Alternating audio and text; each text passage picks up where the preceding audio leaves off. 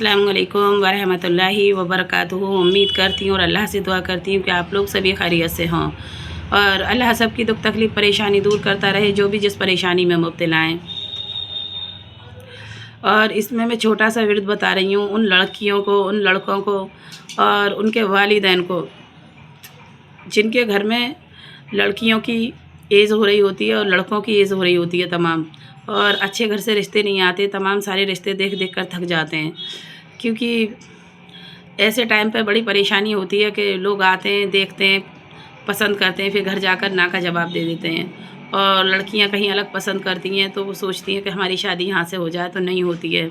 कभी कभी हर लड़के और लड़की से कहना चाहूँगी कि ज़्यादातर शादी अपने माँ बाप की पसंद से करनी चाहिए, और माँ बाप से कहना चाहती हूँ कि आप अपने लड़कों की जल्दी शादी कर दें। पिछले ज़माने में 7 साल की उम्र में निकाह कर दिया करते थे, तो वो बच्चे कभी गलत काम नहीं करते थे, वो एक दूसरे से जॉइंट हो जाते थे, तो वो एक दोस्त बन के रहते हैं। जब नाबालिग उम्र होती है ना, तब भी वो दोस्त बन कर रहते हैं एक दूसरे के।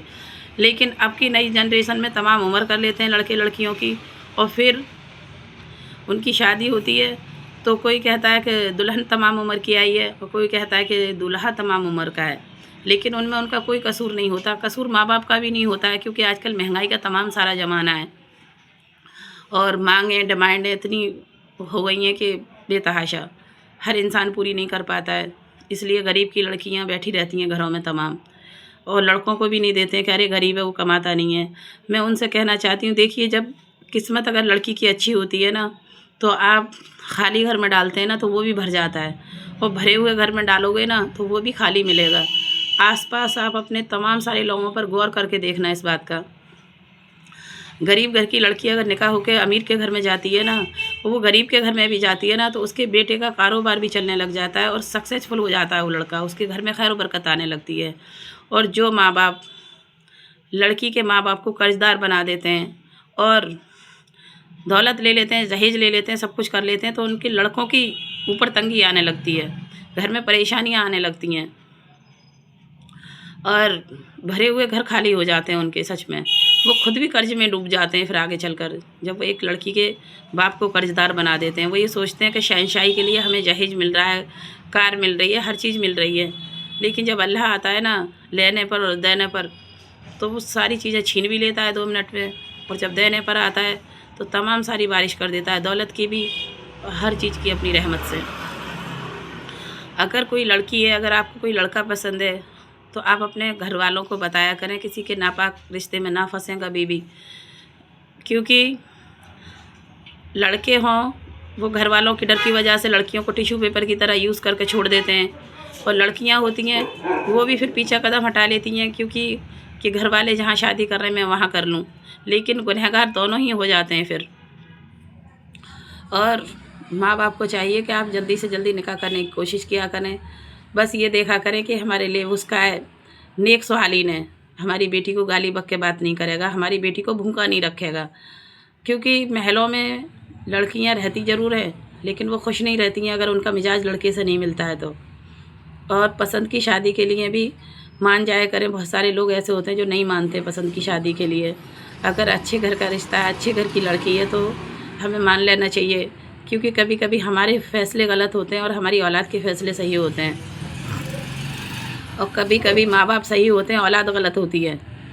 वो फिर बाद में कहते हैं मैं इसको छोड़ूंगा, मुझे इसके साथ नहीं रहना है, मेरी इससे पटरी नहीं खा रही अब।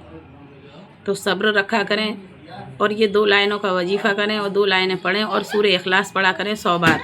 जो भी लड़के हैं ना और जो भी लड़कियाँ, जो भी वालिदैन हैं, बिस्मिल्लाहिर्रहमानिर्रहीम, कुल हुवल्लाहु अहद, कुल हुवल्लाहु अहद, अल्लाहुस्समद, अल्लाहुस्समद, लम यलिद वलम यूलद वलम यूलद वलम याकुल लहू कुफुवन अहद, कुफुवन अहद।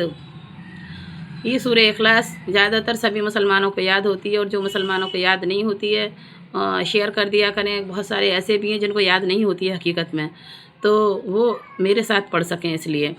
और 2 लाइन छोटी छोटी सी हैं जिनसे कुरान शरीफ शुरुआत होती है, पूरी इबादत की शुरुआत होती है अल्लाह की।